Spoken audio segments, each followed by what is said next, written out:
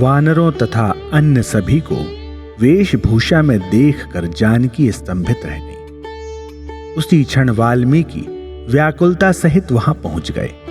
उन्होंने संपूर्ण घटना सुनाई। उन्होंने हनुमान, जामवंत तथा अन्य सभी की रस्सियां खोलते हुए विलाप करते हुए कहा, हाय बालको, तुमने यह क्या किया? तुम राम, लक्ष्मण, भरत और शत्रुघ्न को युद्ध में गिरा कर आए हो। यह सुनकर सीता को महान दुख हुआ।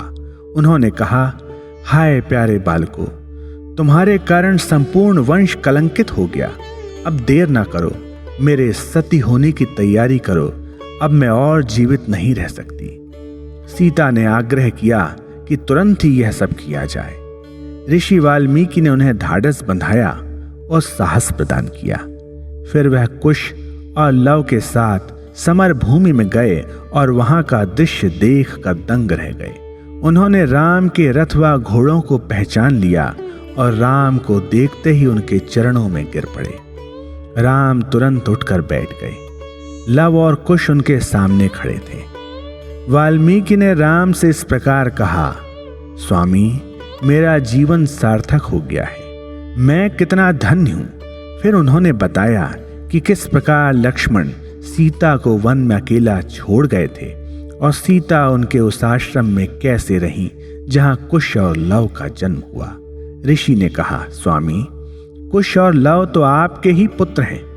पंच तत्व मेरे साक्षी हैं। मैं घोषित करता हूं कि कुश और लव आपके ही पुत्र हैं। यह वचन सुनकर राम ने उन बालकों को गले से लगा लिया और उनके सिर को सहलाया। राम की कृपा से गिरे हुए सभी वानर, योद्धा और लक्ष्मण, भरत एवं शत्रुघ्न जीवित हो खड़े हो गए और उन्होंने बालकों को हृदय से लगा लिया। लक्ष्मण तुरंत ही सीता के पास चल दिए, क्योंकि राम ने उन्हें आदेश दिया कि वे सीता जी से पूछें कि वे अपने प्रण के विषय में क्या करना चाहती हैं। लक्ष्मण ने जाकर सीता जी को प्रणाम किया। सीता जी ने राम की इच्छा का पालन करने हेतु अपने प्रण को पूरा करने का निश्चय किया। वह लक्ष्मण के साथ राम के समक्ष आई। सभी के समक्ष सीता जी ने इस प्रकार सत्य की घोषणा की, हे देवताओं, हे पंचभूतों, यदि मैंने मन, वचन या कर्म से स्वप्न में भी श्री रामचंद्र के अतिरिक्त किसी अन्य पुरुष का ध्यान न किया हो, तो हे पृथ्वी माता, मुझे अपने में समा लो। उसी क्षण जिस स्थान पर सीता जी खड़ी थी, वहां की पृथ्वी फट गई और घोर नाद हुआ। उसमें से दिव्य सिंहासन पर विराजमान भूदेवी प्रकट हुई। उन्होंने भूतल पर आकर सीता जी को उठाया और उन्हें इस प्रकार आशीर्वाद दिया, हे जानकी, जन्म से आज तक तुमने प्रतिदिन दुख सहे, तुम सदा आंसू बहाती रही। अब तुम मेरे लोक में चलकर सुखी होकर रहो। अगले क्षण वे दोनों अदृश्य हो गईं। उनकी कीर्ति त्रिलोकों में फैल गई। लक्ष्मण तथा अन्य सभी लोग प्रत्यक्ष रूप में यह सब मौन खड़े देख रहे थे। उनके नेत्रों से अश्रुधारा बह रही थी। राम ने एक दुखी मनुष्य का अभिनय किया। उन्होंने अपने मन में सोचा, मेरी इच्छा के अनुसार ही सीता पृथ्वी में समा गई है। वह सदा मेरी योजनाओं के अनुरूप ही चलती रही। अब हमें भी अपने वैकुंठ धाम को चलना चाहिए। लेकिन अन्य सभी लोगों के समक्ष उन्होंने इस प्रकार प्रदर्शित किया मानो वह अति निराश व दुखी। शीघ्र ही रामचंद्र अपने भाइयों तथा पुत्रों सहित नगर की ओर चल दिए। उन्होंने योजनानुसार यज्ञ के अंतिम विधि विधान पूर्ण किए। उन्होंने वेद वर्णित 16 प्रकार के दान दिए, जो अवर्णनीय है। राम ने राजा जनक को उनके पद के अनुसार आदर व सम्मान दिया तथा पुत्रों को उनके पास ले गए। अपने पौत्रों को देखकर राजा जनक अत्यधिक प्रसन्न हुए। जनक महाज्ञानी थे तथा अपनी दिव्य अंतर्दृष्टि द्वारा सीता के दिव्यत्व को जानते थे। अतः उन्होंने उस घटनाक्रम पर कोई आश्चर्य, चिंता या व्याकुलता व्यक्त नहीं की। उन पर कोई प्रभाव नहीं पड़ा, चूंकि उन्हें ज्ञात था कि जो होना था वही हुआ। उनके व्यवहार में भी कोई अंतर नहीं आया। इसके विपरीत वह तो हर्षित थे कि उन्हें ऐसी अनुभूति करने का सौभाग्य मिला। जनक अपरिमित उल्लास सहित मिथिला नगर को चल दिए। सभी गुरुजन तथा ब्राह्मण राम से प्राप्त संदेश के अनुसार राम के समक्ष आए। राम से विदा लेते समय वे अति हर्षित थे, क्योंकि उन्हें उस महान यज्ञ में भाग लेने का अवसर मिला था। वह पूर्ण संतुष्ट हो अपने अपने घरों को लौटे। राम ने पुत्रों को अपने पास बुलाकर उन्हें राज्य के शासन की विधि और प्रणालियों के विषय में बताया। फिर उन्होंने उन्हें औपचारिक रूप से शासन की बागडोर सौंप दी। उन्होंने भरत के पुत्र तक्ष को दक्षिणी साम्राज्य दिया। उनके दूसरे पुत्र पुष्कर को पुष्कर राज्य दिया।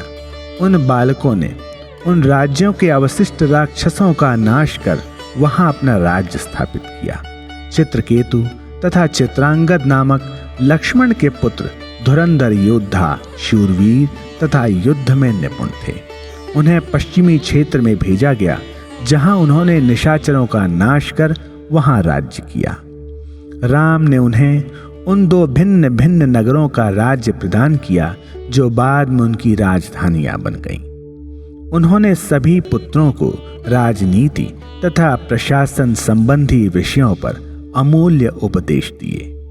कुश को अयोध्या का राज्य सौंपा गया। लव को संपन्न उत्तरी राज्य दिया गया। लवपुर, जो आज आधुनिक लाहौर है, को उसकी राजधानी निर्धारित किया गया। राम ने सभी को भरपूर मात्रा में गायें, भूमि, वस्त्र और धन दान में दिए। इस बीच अयोध्या वासियों को यह समाचार मिला कि श्री राम अपने धाम को लौटने का विचार कर रहे हैं। प्रजा भारी संख्या में उनके पास आई और उनसे विनती सुनने के लिए प्रार्थना की। उनकी विनती यह थी कि राम उन्हें भी अपने साथ दिव्य धाम को ले जाएं। भगवान ने उनकी विनती को उचित माना और ऐसा करने को सहमत हो गए। वह अपने प्रति उन लोगों के स्नेह व भक्ति को देखकर प्रसन्न हुए। वे सभी लक्ष्मण के नेतृत्व में बैकुंठ चले। किष्किंधा राज्य अंगद को सौंपा गया। दिव्य उद्देश्य को पूर्ण करने के लिए अवतरित सुग्रीव, जामवंत, विभीषण, नल, नील तथा अन्य लोग तथा लाखों वानर उस समय राम के समक्ष आए। राम ने उनसे कहा, विभीषण, तुम्हें लंका का राज्य करना है। अंत में तुम्हें मेरी प्राप्ति होगी। इस प्रकार उन्होंने उसे आशीर्वाद दिया। फिर वह जामवंत की ओर मुड़कर बोले, जामवंत, द्वापर युग के अंत तक तुम पृथ्वी पर रहो। फिर मैं कृष्ण अवतार के रूप में तुमसे एक युद्ध करूंगा, जिसमें तुम मेरे वर्तमान रूप की अनुभूति करोगे। इस प्रकार राम ने जामवंत को आशीर्वाद दिया। फिर राम सरयू नदी के तट की ओर चले। भरत उनके दाएं तथा शत्रुघ्न बाएं चल रहे थे। उनके पीछे मंत्रीगण तथा अयोध्यावासी चल रहे थे। ज्यों ही उन्होंने जल में प्रवेश किया, भरत भगवान राम में विलीन हो गए। शत्रुघ्न ने जल का स्पर्श किया तथा कमल में मुखरित हो वह भी भगवान राम में आत्मसात हो गए। भगवान राम ने आशीर्वाद दिया कि जो भी अयोध्या की पवित्र नगरी में आएंगे और पुनीत सरयू नदी में स्नान करेंगे, वह सभी उन तक पहुंच सकेंगे। जय साईं राम।